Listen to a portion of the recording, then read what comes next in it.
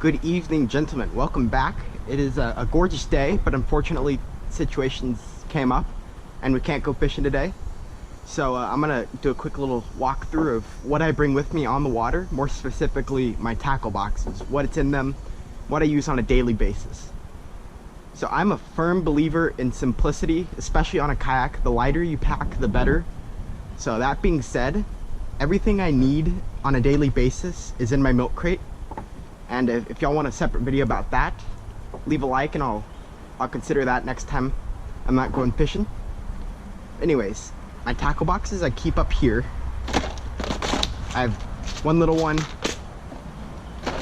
one big one. Some people like to bring 7 tackle boxes, but that's unnecessary.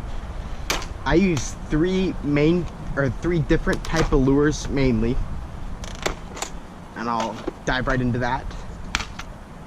So this is my main box. This is what I'm grabbing 90% of the time.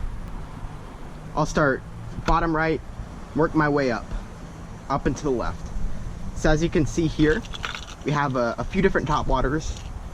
All 3 of them serve a slightly different purpose in fishing.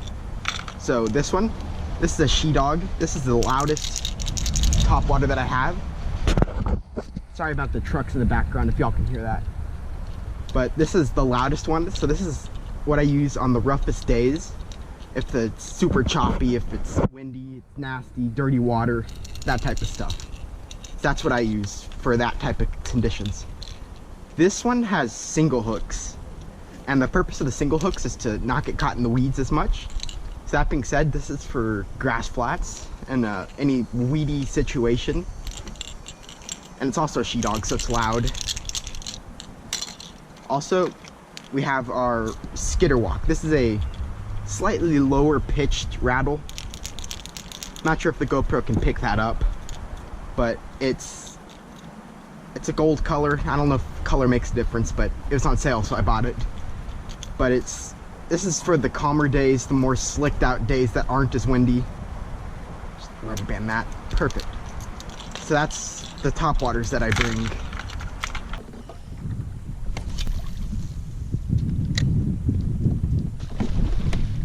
Oh.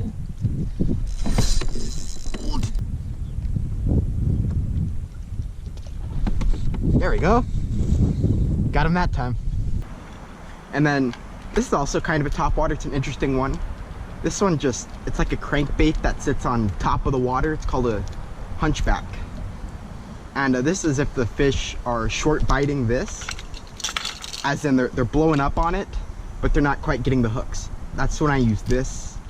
They're more likely to attack this. It's a smaller profile. It has a slightly different action. So that's that.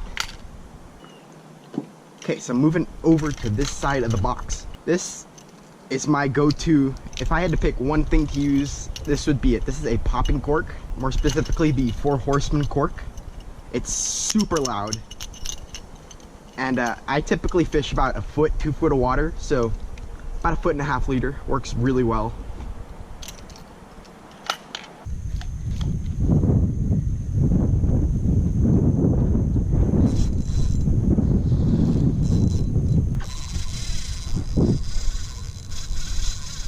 Dang,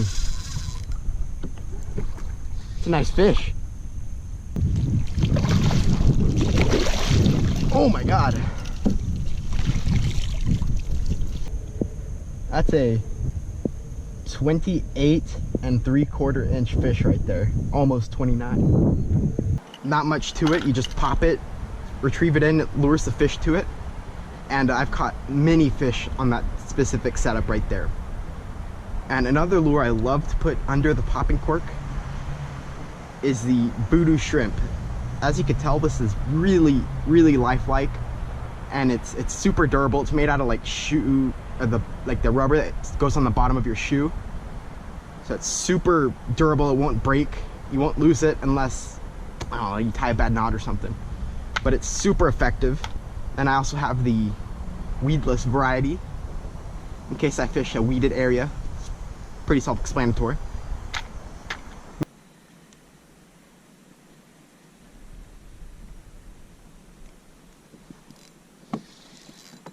That's a fish. Might be an oyster actually. Oh no, it's a fish. Flatty boy.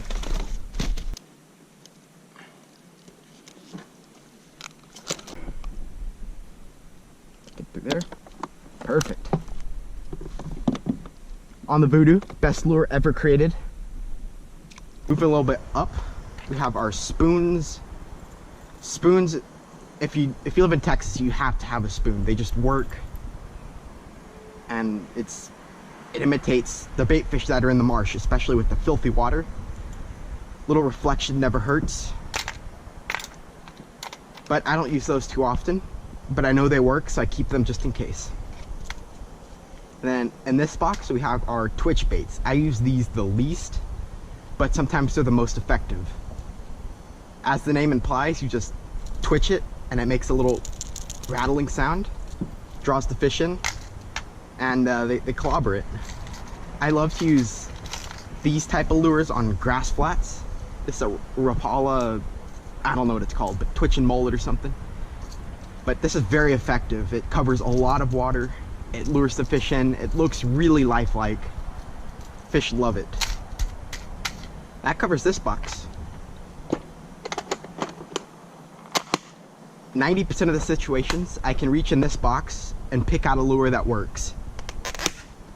And so this, I also use this very frequently. This is jig head and soft plastics. Everybody needs one of these, in my opinion. So going from left to right, like you're reading a book, we have our 1/16 ounce. This is what normally goes under popping corks for me, because it's light and it's, imagine if you pop it, it goes up and it slowly sinks. It's super light. So I like those for popping corks.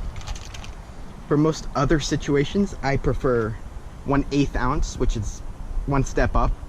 And this is good for fishing depth ranges anywhere between like 1 and 5 foot. It'll get down there. Very effective. That's what I rig my plastics on.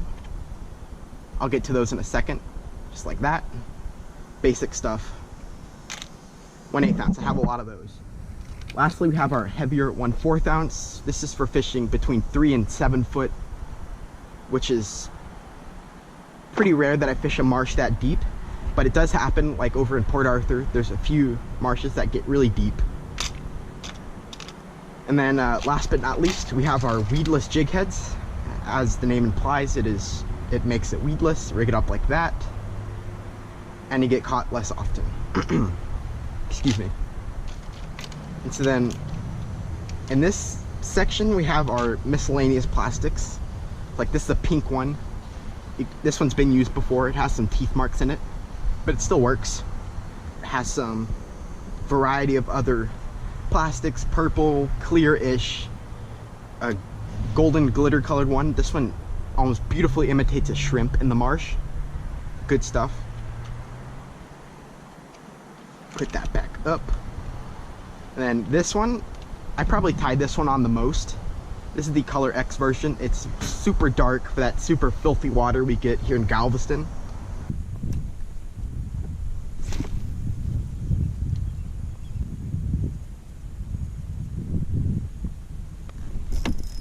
There we go, that's a fish.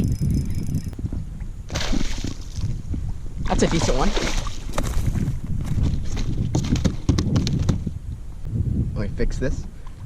Just using a little paddle tail swim bait. The dark, like one of the darkest colors. This is down south, it's called the Color X version. Freeport area. It just works. This one, it's not a good example. It just has a tiny little bit of chartreuse. But in a normal package, you can expect one that looks like this. These are awesome because this wags in the, you know how soft plastic works, but this attracts fish. And this gives a silhouette of a fish, which is really effective in catching them. Last but not least, we have our lighter colors. This is for the clearer water, or if it's slightly less dirty, I'll tie on one of these colors. It's way more natural, imitates the bait fish better. And I mainly use this if I go down south towards Port O'Connor, Corpus Christi area where the water gets super clear.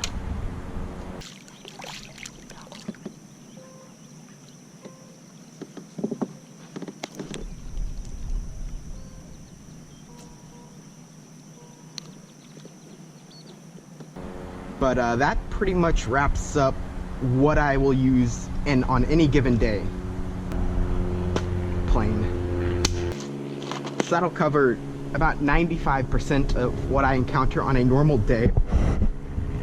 And these fit really nicely. Just right here. They almost fit perfectly. But it's out of the way, it's easy to get to. And again, if y'all want a video on this, how I made it, what's on it, what features it has, I'll do that in a separate video if y'all guys like this one. But anyways, that'll do it.